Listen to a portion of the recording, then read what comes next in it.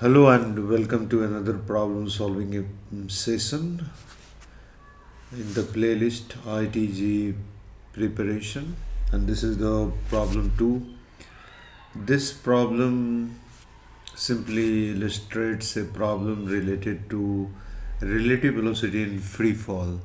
And my name is Vikramaditya, and this problem solving session is being presented on the YouTube channel called Physics Blog by GM. Well, here is the problem, and you can see at your screen.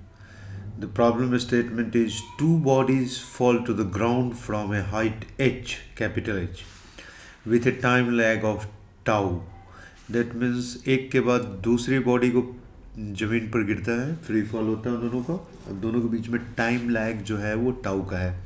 That means एक को अगर T equals zero पर just fall करने के लिए छोड़ दिया गया तो दूसरे को उससे कुछ टाइम टाउ के बाद फॉल करने को छोड़ा गया. Draw the graph of the velocity of the first body relative to the second as a function of time. मतलब रिलेटिव वेलोसिटी का ग्राफ ड्रॉ करना हमें with respect to time. Neglect air resistance. Assume that the impacts of the bodies on the ground are inelastic. That means कोई body अगर ground पर गिर जाती है उसके बाद उसको फिर से वापस जंप नहीं करवाना है, वो परफेक्टली इलास्टिक कॉलिजन है एक किस्म से.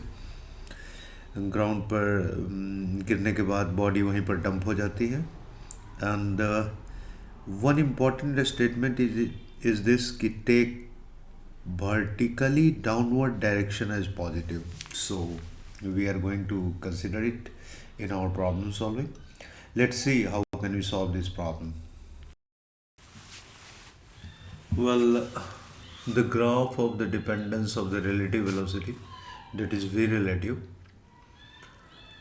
on time is shown in the figure at your screen. मान लो कि पहला वाला जो बॉडी था जिसको हमने हाइट एज से थ्रो कर दिया था, बेसिकली किसी हाइट एज से हमने उसको गिराया होगा. Look, suppose that this is height H, और यहाँ से हमने किसी फर्स्ट बॉडी को छोड़ दिया है.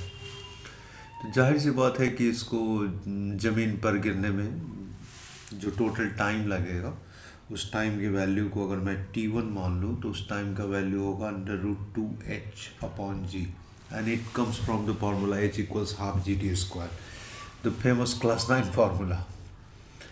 मतलब this is the time interval in which first body falls on the ground. g of course is the acceleration due to gravity. और उसके बाद होता कुछ यूँ है कि ये जो टाउ है, ये टाउ टाइम जिसको फर्स्ट बॉडी के फॉल करने के बाद लेट इट फ्री, मतलब उसको छोड़ देने के बाद वो दूसरे बॉडी को जितने टाइम इंटरवल के बाद जो है ना ड्रॉप करने के लिए छोड़ा जाता है, उस टाउ का वैल्यू डेफिनेटली t1 से कम होना चाहिए. तब इस क्वेश्चन को कुछ सेंस बनता है, otherwise it makes no sense अगर if tau is greater than t1. तो हम यहाँ पर यही सिचुएशन मान के चलते हैं कि tau is less than t1, और ड्रॉप किया पहले बॉडी को, उसके थोड़ी देर बाद दूसरे बॉडी को ड्रॉप कर दिया, और कुछ टाइम के लिए जो है ना दोनों बॉडी एयर में है.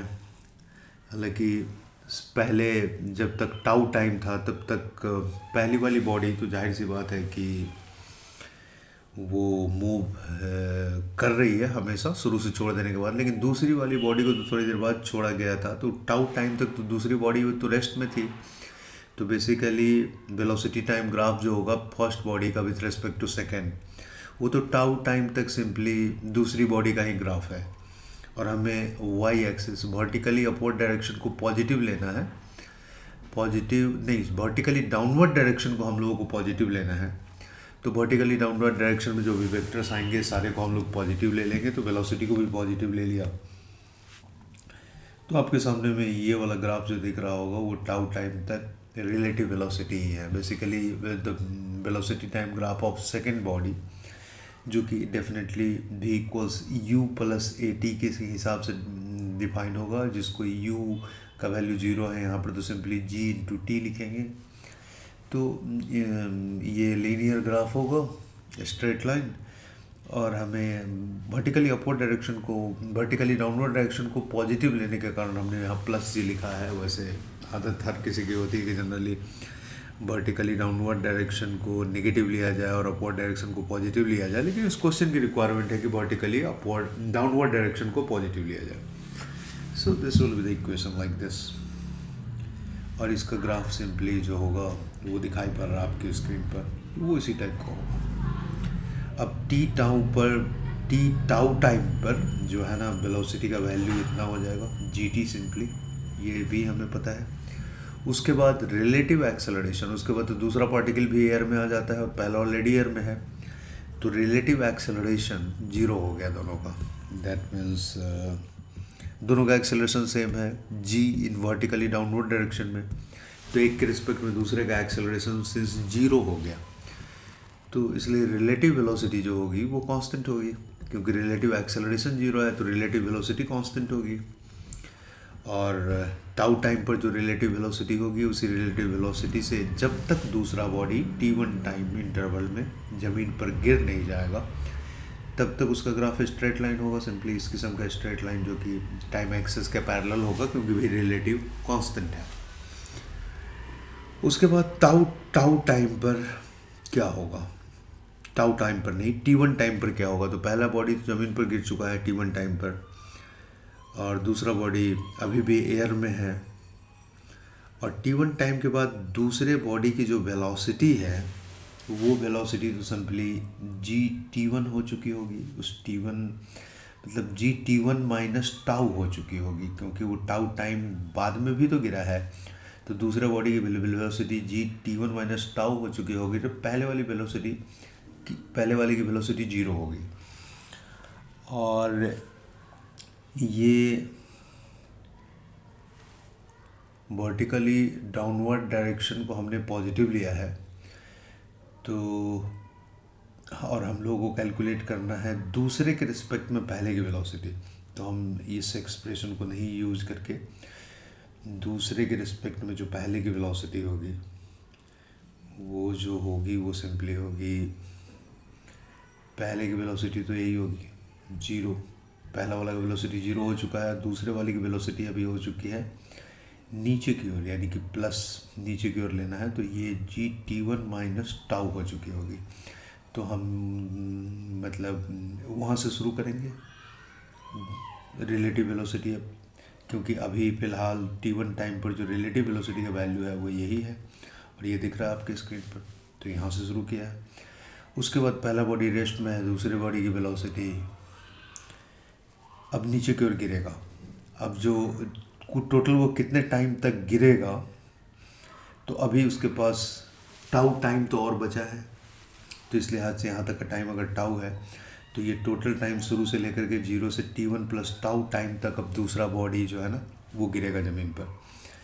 हालांकि इसके और इसके बीच का टाइम इंटरवल सिर्फ टाउ ही है, अब टाउ टाइम ही बचा है, उतने ही टाइम में वो नीचे की ओर गिरेगा, और दूसरे की जो वेलोसिटी है वो सिंपली अब gt इसी टाइप से लिखी जाएगी, और नीचे की डायरेक्शन को पॉजिटिव डायरेक्शन लेना है तो इसी तरीके से लिखा जाएगा, और पहले के रिस्पेक्ट में दूसरे की वेलोसिटी यानी कि पहला वाला रेस्ट में है तो ये 0 माइनस gt होगा, और माइनस gt का ग्राफ इसी टाइप का होगा जिस टाइप का ग्राफ आपको दिखाई पड़ रहा है।